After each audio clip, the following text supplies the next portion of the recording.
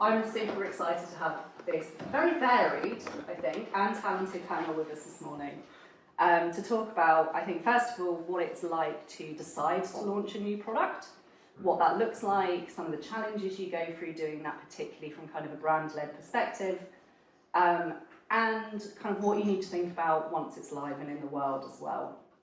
And I think this is interesting to me because I would say, as a product person, I am probably very emotions and feeling driven. I think it's always much easier, especially when we're creating a brand new product, to do that when we have a really strong brand first. Yes, we can make decisions with numbers, but ultimately we want our users to love the things we make, and often it's brand that really brings the heart to that. So, that's probably enough from me, because you've all got far more interesting things to say. And congratulations on being beautifully branded and the venue. So I'll do a very quick introduction. So Camilla is a very successful content creator. If you don't know her, go and follow her now. We were lucky enough to recently, with her, launch her very first digital business, a fitness app called Mila. Holly is commercial director for Caroline Hirons and was there from day one of creating Skin Rocks and very much bringing a brand and financial perspective to that launch. Debbie is a product director at the Financial Times, looking after consumer products, launching new things and protecting, 35-year-old brand. And finally Andrew, who looks after the brand for Disloyalty, which is a travel and food loyalty, but not loyalty, program, which is membership, thank you, which includes the Hopson, Mondrian and other brands as well. So I was wondering if we could just start off, if you could just kind of introduce your product or brand, and really think about, like, how did you decide to launch a new thing? I think, Camilla, we launched about a month ago. How did we get there? That's a great question, because I feel like I just had an idea this morning that I really wanted to do something besides what I already do on social media.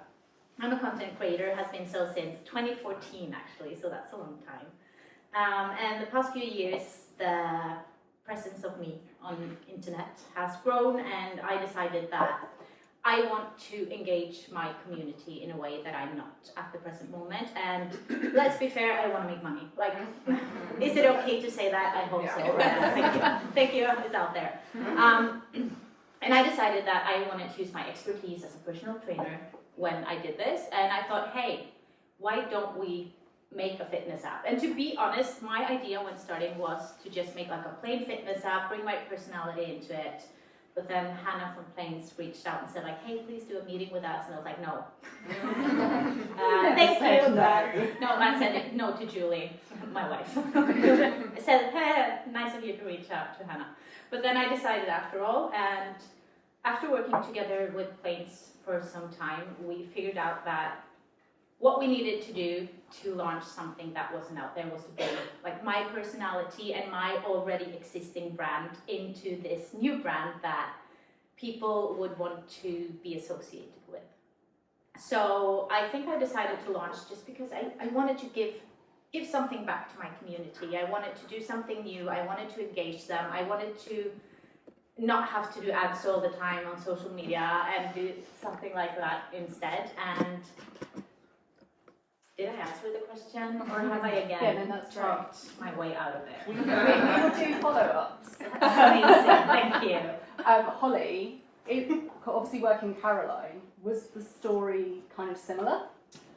Ours was a very knee-jerk reaction to, basically, for those who may not know, Skin Rocks was founded by Caroline Hirons, who has been in the beauty industry for 25 plus years and has created a huge following she was coined the most powerful woman in beauty last year, and I think she really knows her stuff when it comes to skincare. So the app basically was formed, we launched in 2022, and it came from Caroline basically walking into my room one day and saying, I've had an idea, we need to make an app. So obviously I looked at Alex, the MD, and I say, just with this constant look that I would always give her, sort of saying, oh God, here we go, like, brace ourselves, what's this going to look like for the next couple of years? But we just kind of jumped into it and we didn't really overthink it. We understood the purpose, really, for doing it, which was ultimately, she is asked incessant amounts of questions from her followers around her skincare routines, because understandably skincare is really, really confusing, and we get it. So she basically would have her audience DM her all the time saying, please come shopping with me, I don't know what to buy, is this product right, I'm looking at this product, I don't know what the right, is vitamin C right here, should I be using this here? And she said, they're asking me to go shopping with me, so I'm going to make that, and I need to be in the pockets of my customers and my community, so we need to make an app. And Planes, which seems to be a sort of running theme, just coincidentally, sort of sweeped into our inbox when we were in the middle of a crisis at the time. Our website crashed, and they obviously saw an opportunity, so props to them, and said, you're in trouble, can we please help you? And was actually intentionally there to help with the website, but anyway, in turn we realised they also did apps, and we were like, okay, fine, this is going to work. So yeah, it was a very, very fast decision from Caroline. She just basically felt a need to do it. We had absolutely no background in apps, we had never made an app, we'd never thought about really making an app. And 3 years later, we have an app that's almost got 300,000 downloads, users engaged, and you know, it's wild really. I was saying earlier, like we've all learned so much, so yeah, it was not a planned decision. The other end of the spectrum, Andrew, how did disloyalty come about? So, for those of you who don't know, Ennismore is not really a consumer-facing brand, but you've probably or hopefully at least heard of some of the brands that sit within the collective. So the Hoxton, as you mentioned, Mondrian, Mama Shelter, Sanderson. We've got 8 hotels in London. We've got more than 100 around the world, right? But with all of these different brands, we kind of had a realization that because we're a very brand-led organisation, there's a lot of gut that's involved, but of course a lot of data, which then informed us that our fans, our brand's fans, didn't necessarily know the other brands, right? And maybe they have different cities. So ultimately, there was a great business opportunity to bring that cohesion together. But actually, we wanted to do it in our own way, in the Ennismore way, which is to say we do things a little bit differently. So for those of you who don't know Disloyalty, we launched less than a year ago. We are a travel and food membership that ultimately is all about challenging the perceptions of routine and incentivizing exploration. So actually what that means in practice is that we give you bigger rewards, bigger discounts for trying something new. So you get 50% off a newly opened hotel. Ibiza this summer, for example. And you get 20% off your first time stay at every single hotel. And so rather than only rewarding people for going back again and again and again, right, which is kind of the traditional way of doing it. I think simultaneously also there are no tiers to climb, there are no points to earn, which we found through a lot of user research. That was one of the most frustrating things about it. I mean, I don't know in this room, I would hazard a guess that everyone probably collects Avios points. You've probably got a credit card that does it. You're probably a member of another hotel loyalty program, but frankly it's pretty confusing and they expire, etc., etc. All of our members get the same and crucially instant access to all the benefits as soon as they sign up to the membership, which is a subscription. We kind of wanted to treat everyone the same in that manner, started working with Planes to be able to bring that to life, common thread, and it's been success after success since then. Definitely with some hiccups on the way that we'll talk about, I'm sure. Yeah, although those three have all worked with us. I was just going to be very honest. If there are things you want to moan about that process, that's fine. Because it can be challenging sometimes, right? Debbie has not worked with Planes, but I'm super interested to hear a bit about when you are thinking about launching a new product somewhere like the FT. What does that process to get that approved and starting look like? long. Really long. The FTE launched its first new consumer product just under 2 years ago now. And yeah, thankfully quite a lot of the machinations had been done before I joined, otherwise I would probably have been spinning around for a while. But sort of the opposite. There was definitely nobody walking into a room and going, let's launch an app. It was a hard one. Let's examine the data. We want to grow our audience beyond the existing audience that we have that were already loyal to the brand. You know, the FT has put a lot of time in those 135 years into being pink. You know, like in 1888 they printed on pink paper to be different than everybody else, and we still do. That's hard to translate that kind of brand positioning online, but they have done. But you know, for a certain type of person, if you want to grow beyond that certain type of person, it was a very sort of conscious set of choices on what is the data telling us, what kind of people would be interested that know the brand but wouldn't pay what we have just now, what would that give us in terms of return, what effort would it take, how long would it take, less time if we spent less time talking about it, obviously, but that's and getting enough people in the company comfortable to then go, okay, we can go over there and have a little separate team, because we're still going to service our existing customers, aren't we? You know, I think everybody had said that. You know, you have to take what you've got already and build on it rather than sort of completely going at a right angle. So it's how did we take something over there and use the best of what we had? We had a content-led business, so it was the same content. We weren't going to write new content, so that was like the core of the idea, and then building it from there. Beautiful. And I'm just really interested, I think, for all of you, because it is such a variety of brands. I think we have very, very like personal brands, slightly bigger as Skin Rocks. It's kind of growing. But Andrew, I wonder if we could start with you. Disloyalty obviously is kind of bringing together some very recognisable brands, and I'm kind of interested to hear how that translated into the brand that you created and the product. Like, are there specific things in the product that you think like really bring that brand to life? Yeah, absolutely. I mean, as I said, we are, one of the reasons why we've had so much success with our various hotel brands is many of them are founder-led, and lots of the founders are still involved. As you well know, founders working with founders, that brings a lot of excitement, also some challenges.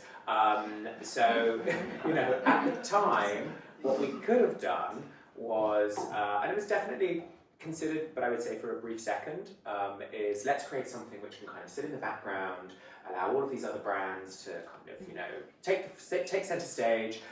We'll do it in a muted black or a navy, and you know, maybe throw some white in there, and have a really boring name, and we'll just call it a loyalty program. No, that went out the window pretty much immediately. We called it Disloyalty because it's all about kind of rewarding you for being disloyal. And hopefully, if any of you have seen the brand, engaged with it on social, been to the website, we have a very particular tone of voice. You know, if you love routine, get a dog. If not, get disloyalty. You know, be loyal to your mum, not your hotel, that kind of thing. And some pretty punchy colours that were thrown out there as well. So, you know, we were intent on creating a brand that had differentiation at the forefront, and we needed to bring that through to the product as well. So in terms of the use of colour that flows through, because ultimately when you're dealing with over 200 different venues that all have their own colour scheme and things like that, and it was like, okay, well, we're just going to have to make this work, frankly. I think you know, we've also tried to bring that through into a lot of the language. That tonality that I was talking about is really ever present throughout the product, and you know, even on a basic level, like we have a giant footer that shouts at you to beat boring if you get down to the bottom of the page. It's something small, but we felt that it was important to, you know, allow that brand side, I think, to shine through, not just pure function.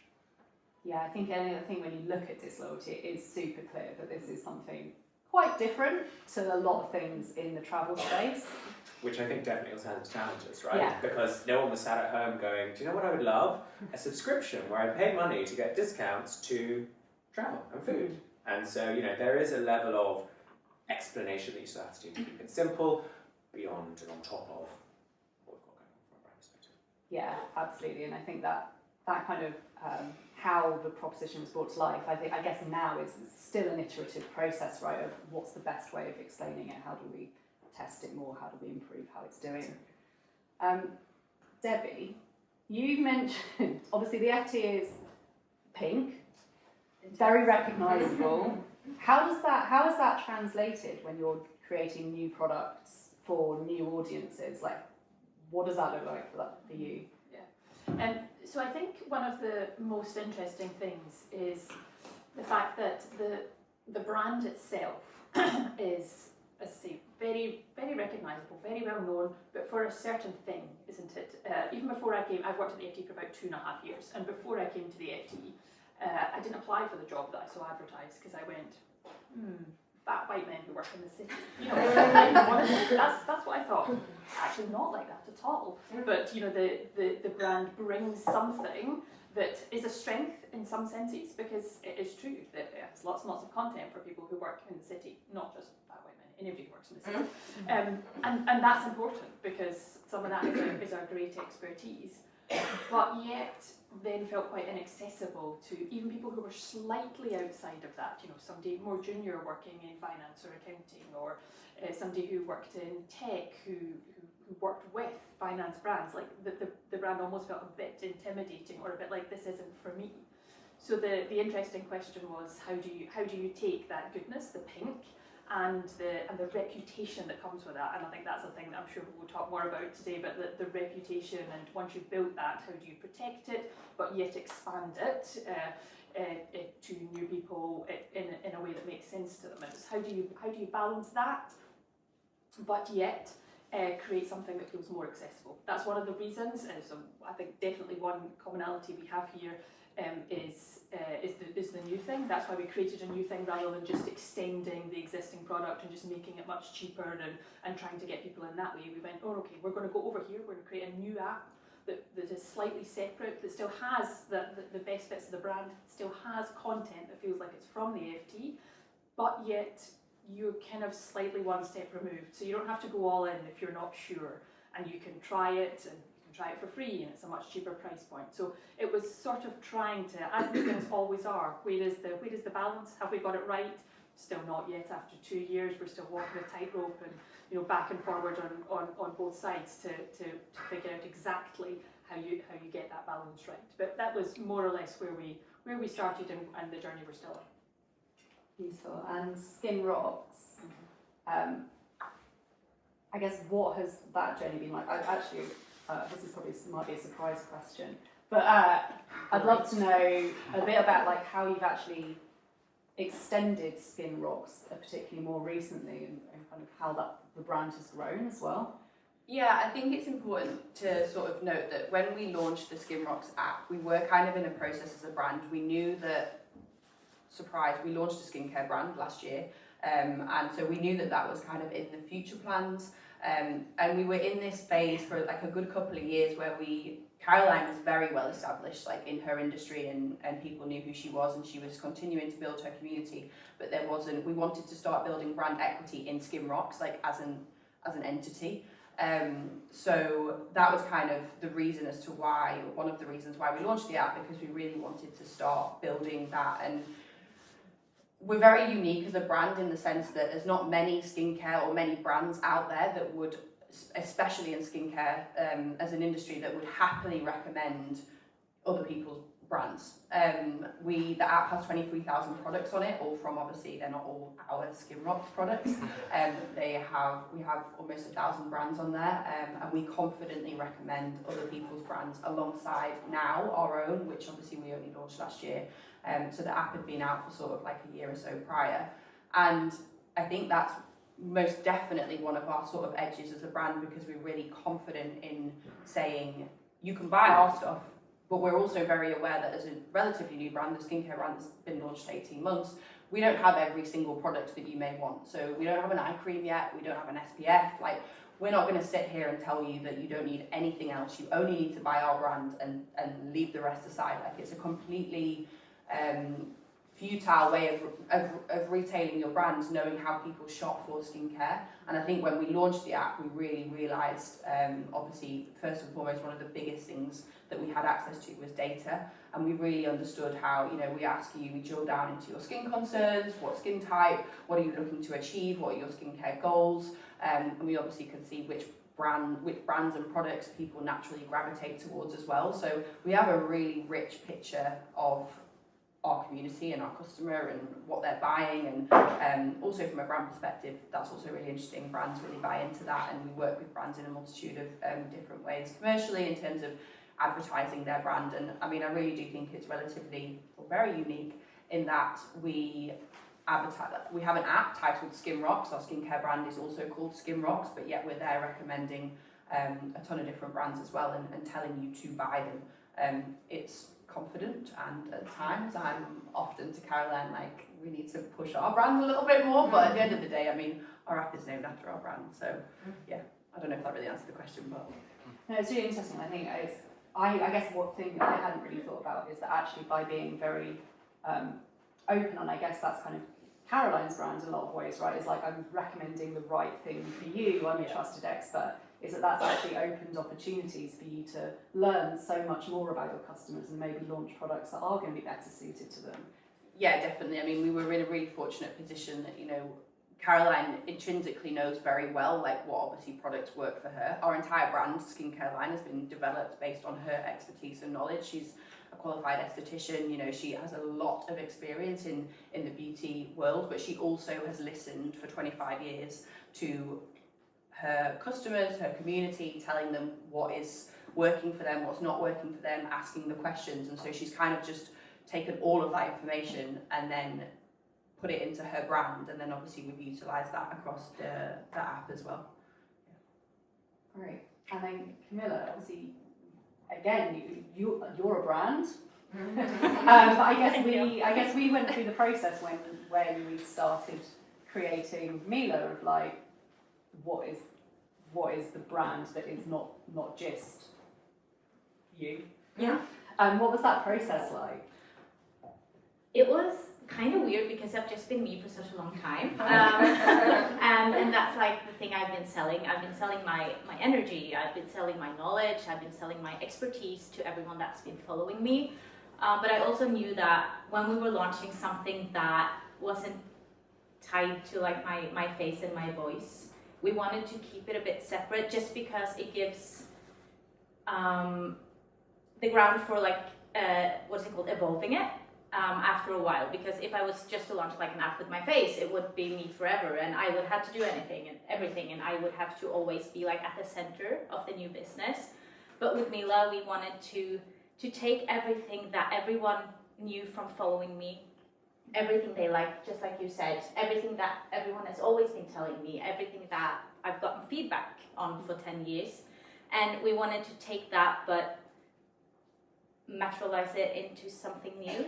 And I feel like that process was a bit of a deep dive into me and everything I've like been and done and said for the past 10 years. It was a bit weird, to be honest, to hear everyone be like, oh, we like this about you, but not so much that. Like, yeah, your tone of voice is great, but you can't really say fuck. Mila, like, yeah, no, you've told me I can't. Hannah, that's you, yeah. So we did like a deep dive into me and who I am and what was working and what wasn't, and made an app out of that. And I feel like that is super important to be able to grow the brand into something bit bigger over time, and also to explore the possibilities of making the brand into even not more brands, but more like sub things after time. Absolutely. And I do think at one point we did decide you were a dolphin. Yeah. Oh, yeah. That was part of the process. Yes. We're going to move on a little bit now to, I guess you have all been involved in creating new products. This is possibly the bit where it gets a bit dangerous for us as planes, but I would love to like just hear a bit like, what have the biggest challenges been of like bringing brand and product and the product process close together? What has been hard on the way? Debbie, would you like to kick us off? Sure.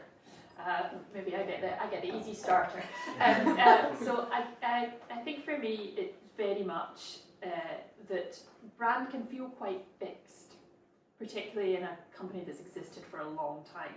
But yet new products in particular, products in general, but particularly new products, they have to keep changing. And you also often don't even really know what they are at the start. I think, as you you talked a bit about that. Maybe we'll go this way, or maybe we'll go that way, and then it changes a bit and it morphs.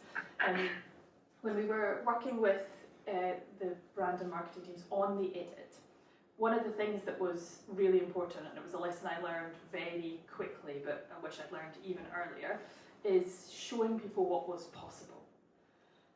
If you're doing a campaign, it is pretty much like there is a deadline, there's going to be a day, and the stuff is going to go out, and it's sort of not going to change, or if it changes, it's quite a hassle to change it. Like last year, we projected a sort of a campaign onto County Hall. We turned it pink to celebrate 130 years of the FT being pink.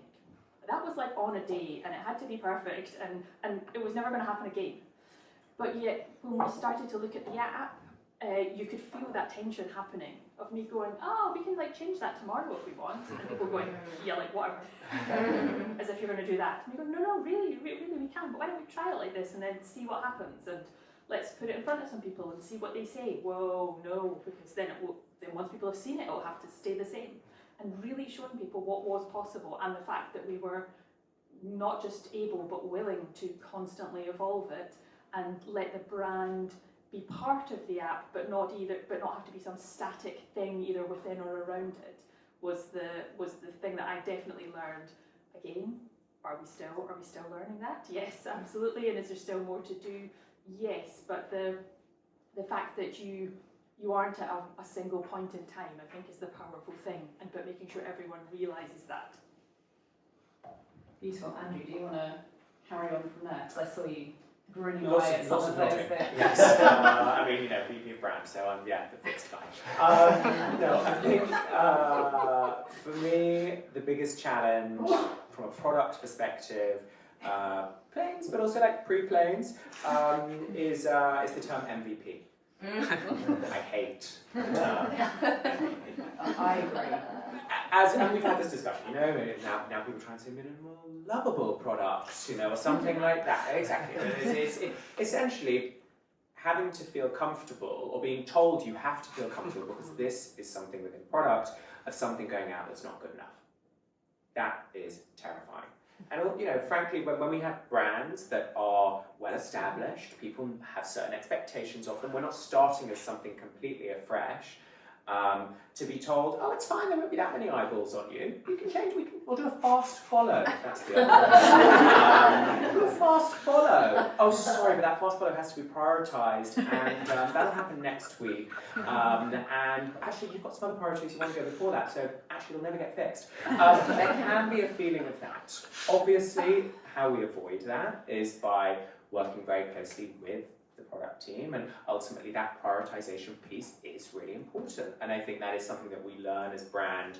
We learn that working with our product counterparts every single day, like how do you actually ensure that you are prioritizing the right things, and that may feel uncomfortable, but ultimately if frankly maybe no one's going to that page, no one's going to see it immediately, then maybe you have to feel a little bit more comfortable with it. But that I think is, for me, the biggest challenge of that feeling that something isn't good enough. Yeah, and I think I guess from a product perspective, it's like I think we rely on the processes and some of the structures we have, right, to make decisions and navigate lots of that. But it's really new to people who haven't been in that process. And I think we need to do better as well at being, we as product people, like more considerate to where those kind of sensitivities are, and that they are there for good reason in lots of cases. Hi.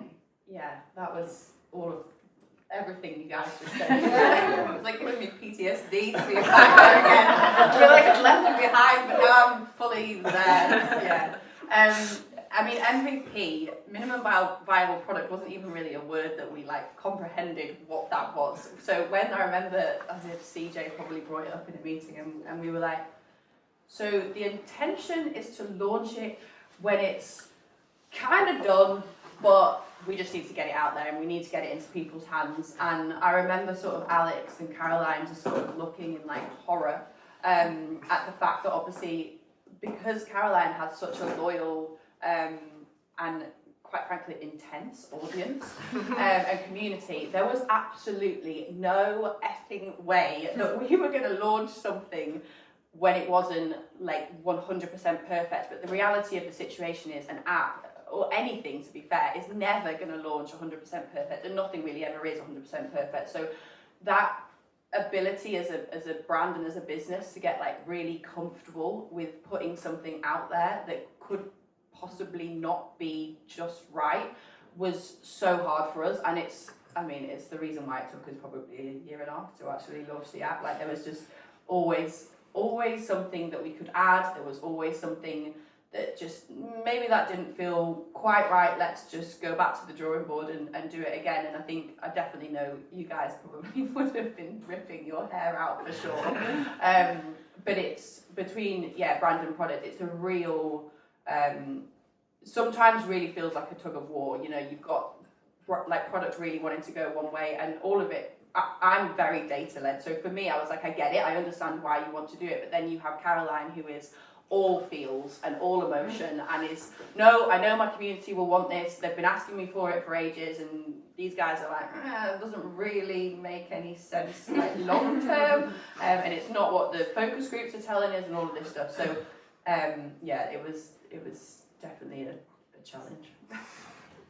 You're just going to go for I'm it. just Go gonna, for it. because I'm on the complete other end of that scale. When CJ told us, or me and my wife Julie, about MVP, I was like, that's such a great idea. I'm like, can we make something small and actually like build from it? Like, that is genius. Also because I had to make all the content for the actual app, so like, it sounds absolutely great. I was thrilled that we did that. And also, like, everything you did with, like, talking to my community, and I've been talking to them for such a long time, I just had complete faith that as long as we launched something that someone was able to use, that was good enough. But my biggest fear all along was that the content I put into the app wouldn't be what people wanted. I was confident that they would like it, that they would open it, that they would think that everything looks great, but I just knew that if I don't deliver what they are here for, I am, as we say in Norway, shitting on my own leg. So when we launched, I was not scared that the app was going to break. I was not scared that people wasn't going to download it. Like, we had 200,000 downloads in 2 weeks. Wow. Yeah, that was crazy. Not scared, but I was dead scared that when they opened the app and saw me in front of the camera going like, hey, I'm going to teach you how to move your body without hating it. Like, I'm going to teach you how to actually enjoy moving, enjoy being in this space that fitness has named as something completely terrifying for such a long time. And I'm going to show you that it's actually possible to like what you're doing, that you can like your body. I was dead scared that they were going to look at me and be like, no, this is crap. So other end, but Excellent. Yeah. Can I just do a quick build or plug, which is user researchers. Like, they're the lifeblood of new stuff. Everywhere I've been, I've launched new things, and people sometimes confuse like market research, which is really important to get sort of broad perspectives, with a really, really skilled user researcher. Like, even if you can't have one permanently in your team full time, like just getting one in for like a few weeks to do like a really quick spot bit of work, because honestly, your customers don't actually really know what they want. exactly. They tell you stuff all the time, then you build it and then you go, They're lying. so lying. So, but a really skilled user researcher who is not asking somebody what they want, but asks questions like, well, what do you do first thing in the morning when you get up? How does such and such a thing make you feel? What habits do you have that you want to break or want to create, or all sorts of, what do you spend your lunchtime doing? Like these, like really, like kind of slightly existential, but also really practical questions about how someone lives, related in some way to, like those kind of questions are the questions we ask people about. In other words, how do you consume content? And but if we just ask them that, they would tell us stuff that isn't actually at all about how they consume content. And then they would tell us that the way they want to consume it is X, Y, or Z, which is just not true. Whereas if you get a proper picture of the human, like you can draw really, really good conclusions, even from quite small samples of people, if they're close enough to the person that you're targeting. So a massive plug for really skilled user researchers who can really ask those questions and dispel some of those myths.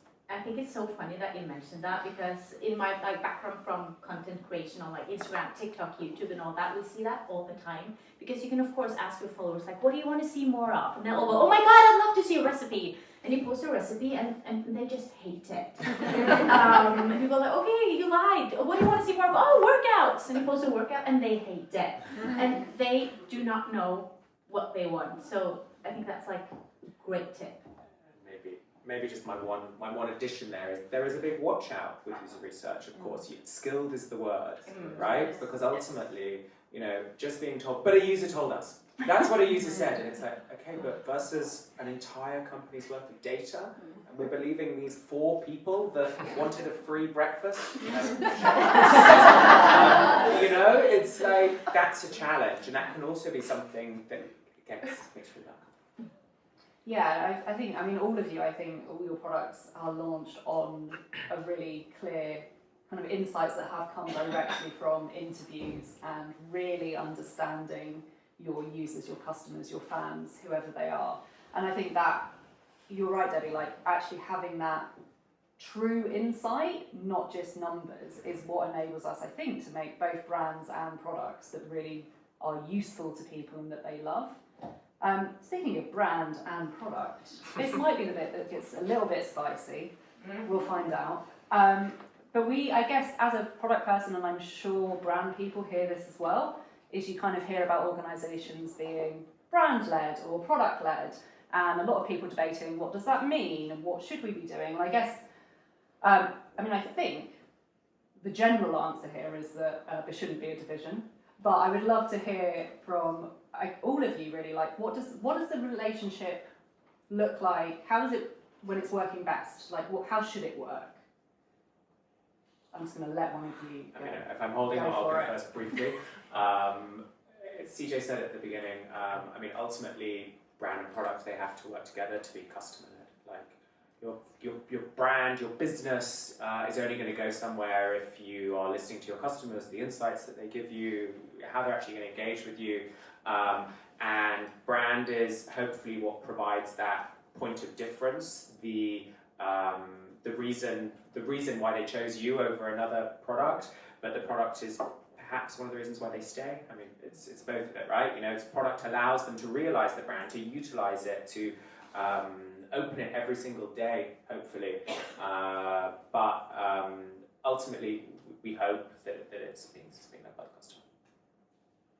Yeah, definitely echo that. I think the term product-led, describing a product person, I find super divisive, because it sort of suggests we know stuff that other people don't, and the only reason that would be true is if we didn't tell anyone, which doesn't make any sense, does it?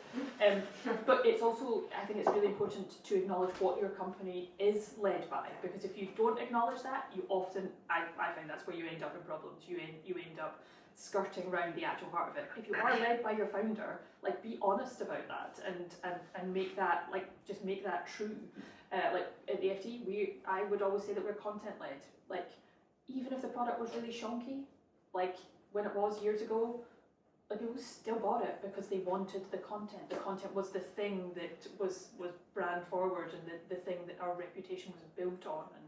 And we have lovely slogans like "the truth is mightier than the fraud," and that matters because that is what we're giving people. We're giving people content that they can believe to be true, and acknowledging that and going, yeah, okay, we could do X, Y, or Z, but ultimately, is that going to enhance the content in a way that makes any sense?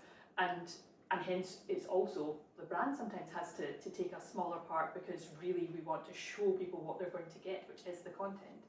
That is the way we found, still not easy, but the easiest way of navigating through, but just being really honest and accepting that there will always be tensions. I think to Debbie's point, intrinsically community-led, that has been definitely one of our biggest sort of challenges and hurdles to come across when sort of building the product. The amount of times Caroline would just sort of stand by the fact that she just knew something needed to be there, and it completely overruled the the development of, I think there was definitely things that we maybe should have done that we didn't do, but at the same time, like Caroline is so in the weeds with her community that you have to trust that, and 9 times out of 10 her decisions were the right decisions to make, but to all of us around her, and even Plains, I'm sure very much so at times, we were kind of like, oh, I really think that that's such a bad idea, but to that point we are community led, so we have to listen to our community. But yeah, the amount of times that we would be told to do something, I think because Caroline is so much in, it's all about them first and foremost, so she's very much listening, and the slightest like negative feedback, or you know, our community is so loud. The moment we launched the app, I can't even tell you how many emails we would receive from people just basically telling us what was wrong with the app, like you need to fix this is wrong, because they almost like, because of what Caroline's built, there is a level of sort of them feeling so involved in the product that we built. They almost felt like they were there with us when they were building it. So there was kind of like this ownership piece of like almost 1 million people just all thinking that they had sort of like a voice and something to say, which of course everybody does. But there's a time and a place, and it can get quite loud sometimes. So yeah, from the brand's perspective, that definitely caused challenges when building a product. But I think we are everything we do and everything we build, whether it's an app, whether it's product, is all built ultimately by our community. But you have to be able to sort of weed out the noise as well, because there's a lot of chatter. So that's definitely a skill that I think that people, as a founder-led business, like, and we're still very much a startup, it's important for the people around Caroline to be able to kind of like arc out those conversations and take out the I guess the like nuggets of goodness from, you know, and keeping her kind of like on a path, because it can quite easily derail things. Yes. Me? Yeah. I guess Mila is kind of the same like Skin Rocks, like community led, because my community is everything. Without them, I wouldn't have an app. I wouldn't have anyone to buy the app. But in opposition, is that the right word, to Skin Rocks, we're not as like huge yet on the team. It's me and my wife and Plains, and that's like it. We have one person that is videoing me. But other than that, we like the two that runs everything and does everything. And from the start on, we have just been, I think, like 100% brand led. We started out with deciding what the brand Mila is going to be. That was like our starting point. What is the feeling we want to give our subscribers? What do we want to give back to them? And we created a brand out of that, and just wanted to like put that into something. So I think it's really hard to answer like, is it product led, is it brand led? Because I feel like we're just brand led, but it also turned into a product. So it's sort of there, but I feel like it's just a manifestation of the brand itself. Yeah. If that Absolutely. makes sense. And yeah. It's an impossible question to answer. Yeah. Put it out there. It's like, what is it? Is it this or is it that? But yeah. It's an amalgamation, obviously, I suppose, of the two, but obviously dependent on where you're coming from. Obviously, we all come at it from very different places. I think you can realise that obviously we all have kind of different percentages of each. They loved percentages in Plains. We use that.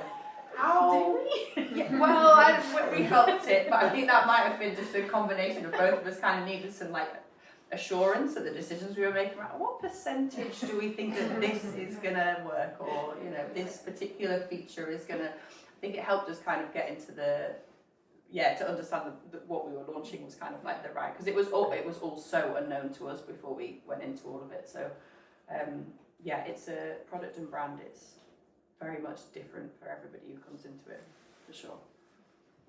Yeah, and I think Camilla, as well as like that entire world being new to you, I do think the way that we built Mila was both those things together the entire time. But the product was so informed by what we wanted the brand to be. They're like, to me, they're kind of the same when you do it right.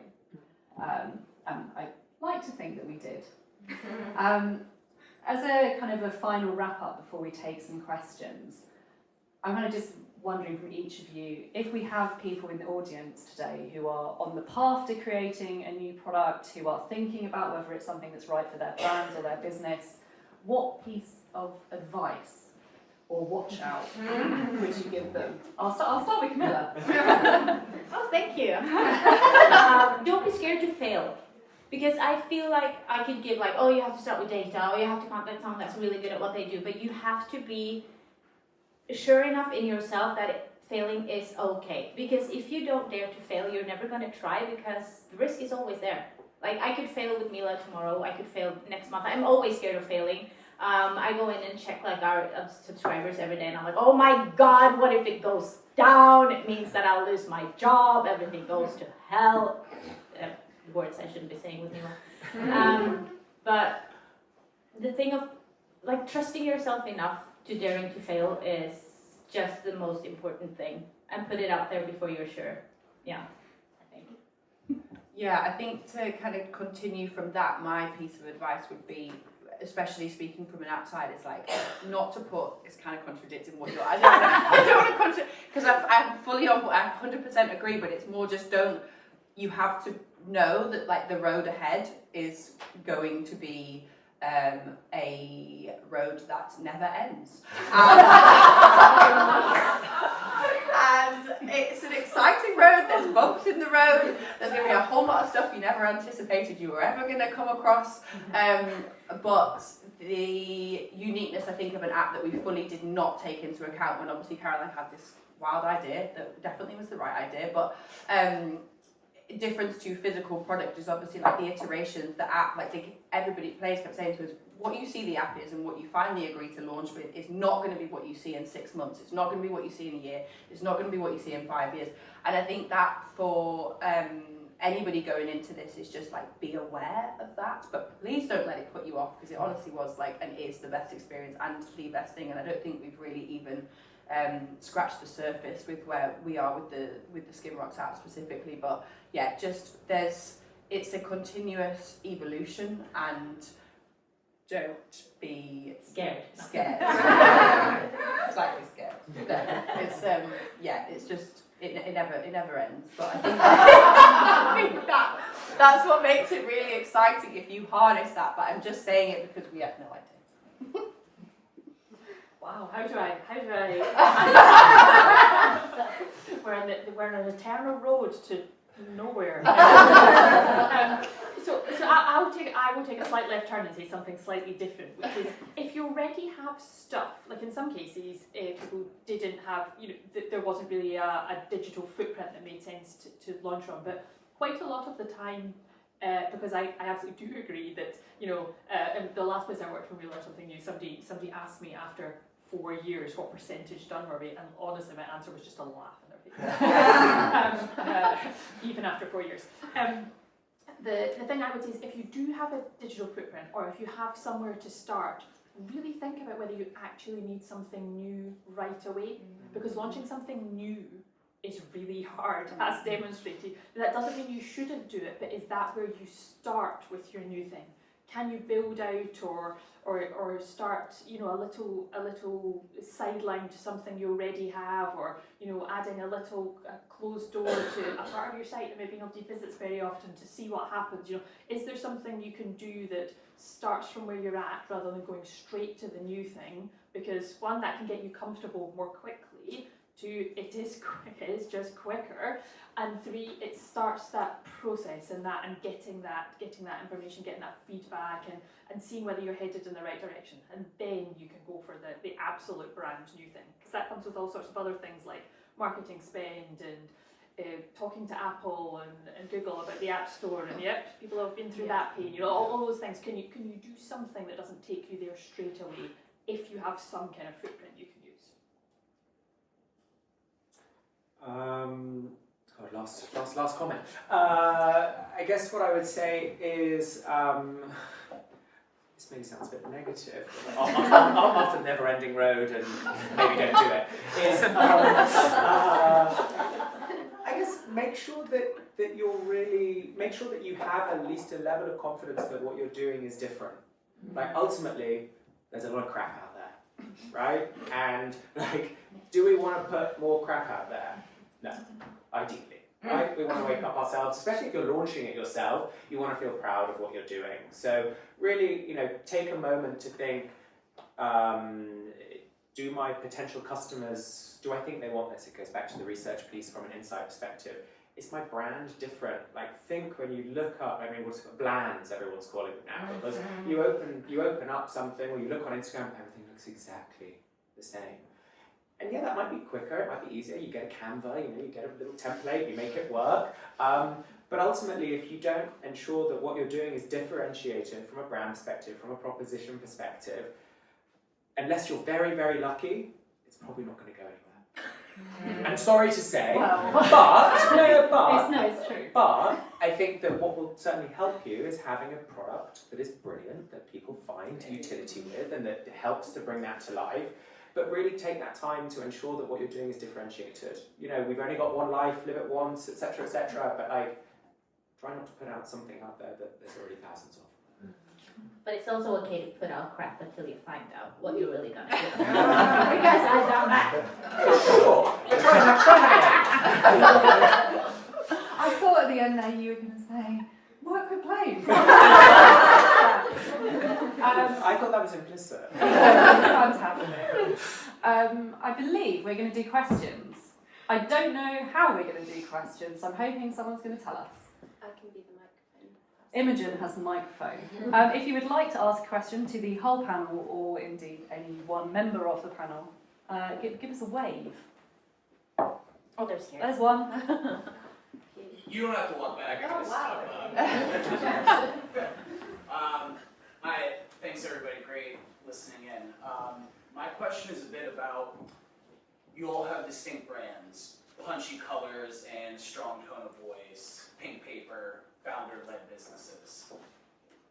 When launching a new product and existing on different channels, how do you strike the balance between this is how we look and sound and having that code and being distinct with that, but also the flexibility to play a little bit and say, well, actually in this channel, we can be a little bit more flexible with these buttons, this copy, etc. You've got the microphone, go.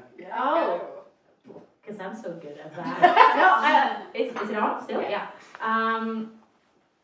I can speak very much from a social media kind of perspective, because being on different channels, YouTube, Instagram, TikTok, even though I'm the same person every single place, we do have different kinds of tones of voice, just because that the audience on the different channels is so different. On YouTube, you reach out to like children and people that want to watch long form content, and on Instagram it's the millennials, and on TikTok it's like the youth. So you can use your brand's tone of voice in different types of ways, just because you know that in the different segment areas there are different segments that you're reaching out to. I guess that's what we do. So we keep like in the app, it's very neat the way I talk, like no swearing, nothing like that. On Instagram, I do have a lot more personality, because you have stories and people follow you like more closely, and it's like where I feel the most home. And on TikTok, it's a little bit more childish, and on YouTube, it's very personal, because you make 30-minute videos. So I guess it's knowing who is at the place you're using your tone of voice. Yeah. And maybe I would just jump in and say, it's a bit old school, but like, what is your brand's personality and what are your values? Like, ultimately, as long as you can always hang your hat back on that and say, yeah, we are more playful here, or we're a little bit more serious here, but as long as you can, with confidence, say, that is my personality, like our brand personality, we don't have it explicitly anywhere. We are like the good time galvanizer. We want you to ensure that you like look back and you're thankful that you said yes, and we want to like, help push you so that you book it before boring creeps in and ruins it all ultimately. And as long as, whether it's from a product perspective, whether it's from on social, whether it's anywhere, as long as we can look back and be like, yeah, that feels consistent and it feels correct, then you have nothing to worry about. Even if it feels a little bit uncomfortable, but yeah. I think from our side, we have a very, very, very strong, or I'd like to think, Skim Rocks is, as a brand, what that stands for across all the different touch points, so physical when you're in retail, online on our website, through the app, it's all has a very consistent thread that's the same and it runs across kind of everything, but you then also have to throw in a founder brand essentially as well, as in Caroline Hirons, which exists as a brand within itself, and it's about how you find that balance between the two brands alongside of each other. But I would definitely say, like, it's funny because when we launched the app, we kind of it brought up realizations for us that we didn't think about in contextualized, I guess, in an app interface and what that would look like. But obviously the brand had already been developed and existed, but then we put it into an app situation and we were like, oh, we can get a bit more creative with this. So also it's about understanding like the platform as well that you're on, because you can play a little bit more with certain platforms versus others. And I would say on the purity of sort of the aesthetic, which I think was at least part of your question, like I would say what we've done at the FT is try and stick really rigidly to our single aesthetic. No, we same typeface everywhere, same pink everywhere, and it doesn't. And like, let's be honest, it doesn't look as good on web as it does either in an app or on socials or on the paper. It just doesn't, because web is a different medium. But we still use it, despite the fact it doesn't look as good, because we're like, no, that's the thread that hangs this together. The tone of voice then absolutely does change, but no, the buttons all look the same, the typeface is the same, the colour is the same, the size of the images, which is one of the painful things I went through in the app versus the other app that we have. They are the same, and that is very deliberate to go, oh, like there's no doubt about this is the FT and its content, even though we might be telling you a slightly different story in each of those places. Great. We've got another hand. Sorry. Oh, sorry. Did you also have your hand up? I did. Oh, sorry, I didn't notice. It's okay. We'll do this one and then we'll come to you, and then I think we might be out of time. My question's for Camilla. I actually used to, I grew up watching you. I watched you on YouTube before I went to uni every morning. For like an hour when I was getting ready for my lecture. So hi. Oh, that's so nice. This is very cool for me. But how did you kind of choose, not choose, but how did you kind of decide how much of your brand was you? Because I feel like because I've been watching you for about 6 years, I have seen you change as a person, and I feel like that is so true of influencers and people, content creators, is that you are going to evolve like any human. You're not the same person you were 6 years ago. How did you does your brand evolve with you, and how do you decide how much of you goes into that brand? Because obviously it is a static thing, and you are a person. So how does that work? Definitely. Is it still? No. Yeah. No, it's not. No. Can't hear me. Hang on. Can I borrow that one? Thank you. Hi. That was no. Yeah. Yeah. Okay. Thank you. I just love the sound of my voice so much. I would love it to be louder. I definitely have evolved as a person in the past 6 years. Just like 6 years ago, I was straight down gay. So that's one thing. But I don't want to say exactly that. but when it comes to a brand, I guess it doesn't evolve as fast. But I believe that everything is like evolving all the time. And when deciding how much of me to take into the app or into Mila, I needed help, because it's hard for me to see what I'm bad at. No, it's not. I'm really good at that. But it's actually harder for me to see, okay, but what qualities do I have that we can actually bring to life here? I don't think I would have been able to do so myself. I would have been still very sarcastic. I would have done all those things that maybe it's not great when you want to feel safe, like we want people to feel in Mila. And I needed help figuring out, okay, but that works and that works and that works and that don't. But at the same time, in say 2 years, if I don't feel like I can recognize well, that was not me. If I don't feel like I can recognize myself in Mila anymore, I would too want to do a rebranding. And with social media, I think I've rebranded like a full 180 at least 3 times.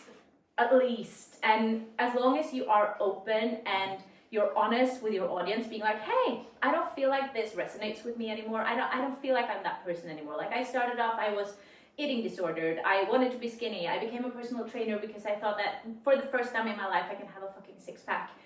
still don't. And I'm not there anymore. And if I was to still act like I was, it wouldn't have felt true for anyone watching me. So I guess my answer is everything is evolving all the time. Be honest, be open with your audience, and make sure that the brand you are making, if you're making one, also feel like it resonates with you. Do we have time for one more? Things as I pointed over your head. Apologies, thank you. Hello. So I think this is probably best for Camilla and Holly, but basically I do quite similar to what you guys are involved in. I have a social media business that creates content for people who visit London, and we've just expanded to Paris.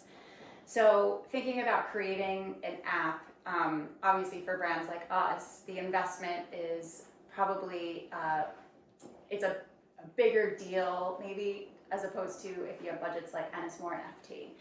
How did you, without having to go into too much detail, but how did you guys figure out financially that this investment is something that should hopefully, at least we can break even? Hopefully. Sorry, thank you. I can't get off this stool. I always have this rule that I'm not going to invest more money than I can lose. So that is what I did when going into this too. I was like, okay, this is the budget that Flames has given us. Can I afford to lose this money? Not really, but okay, like I can. But I also was pretty sure about what I was putting out and that there was a market for it, because Mila is very different to all the fitness content that is already out there. Like, I don't like to call it fitness, I like to call it movement, I like to call it wellness. And I knew that people were going to want to buy in on it, and we did something really clever with Mila. We launched a founding member subscription. So about a month before launching, just to see that, okay, let's not put in even more money if we see that people don't want this, we gave my followers the opportunity to buy a yearly subscription without ever seeing the app. And 2,000 people bought a subscription, so we broke even before launching. And that was really clever, and I'm really glad that it did, because it gave me so much confidence that, okay, what I believe to be true is actually true. Genius. Yeah. Wasn't me, but very different our side. We obviously, from a financial perspective, we had no expectation about what something like this would cost. So it stemmed from an idea. We then obviously have conversations with Planes, very open, transparent conversations around kind of like what this would look like and what this would cost. Obviously, through the conversations we've had today, the reality is that obviously it was probably based on an MVP, and then we realised that that's not what we can launch with. So it kind of, quite frankly and super honestly, snowballed. Like, when we look back, we still look back and sort of, Caroline sort of like grimaces at sort of how much was spent. However, I think we knew from the beginning that we knew that from the start that this wasn't going to be something that we were necessarily going to see like financial return from straight off the back. And we believed in the idea so much, and we just kind of led with that message, which and like belief through the team. It definitely hasn't been easy. We also found there are things which may be relevant, and it might not be for everyone, but there is I don't know the ins and outs of it, but there is a government scheme through R&D where you can rebate the investment that obviously is put into developing tech, basically, that's there to innovate. And that is definitely something that we have done and is 100% worth doing. But we definitely led with the intention of knowing that this was like a long-term gain for us, and we kind of had to just sort of like jump in and take the plunge. It's a little bit, I would say it's a little bit like buying a house or developing a house. It's like times it by 3 and double the time it's going to take you, because it's not what they tell you on paper. But that wasn't Plains' fault, that was us really, so I'm willing to take responsibility for that one. So yeah, cool, thanks. Sorry. Yeah. I was just going to add that, yes, our brands undoubtedly have more disposable cash and more things to write off losses against, but ultimately we're only going to launch something if we think it's going to Sure. it's going to return, and then the requirement for the return is greater. But I would absolutely echo, it will take longer and cost more money than you possibly think. So that's the first thing to always remember. And then the second thing to remember is that particularly when you're focused on social media, people are there anyway. And that sounds really, really simple, but they're there anyway. To get them to go somewhere else is actually really, really hard and costs a lot more money than you think, even with people who are already engaged with you. Yes, your absolutely most engaged 2,000 will come with you anywhere, but getting even the next chunk is really hard. And as soon as you need a behaviour shift, are you sure that people are up for that behaviour shift and it will fit into their life? And that was I think that's something that we always underestimate. Can I just follow up that really quickly? Did the user thing that you mentioned before, is that a good way to kind of test whether or not people will act on something? It is a good way, and it's the best way you have, but equally, even that I don't think is enough. So doing things like Camilla did, or finding ways to make people prove to you with enough certainty, like will you download this for free even if it's not going to be free.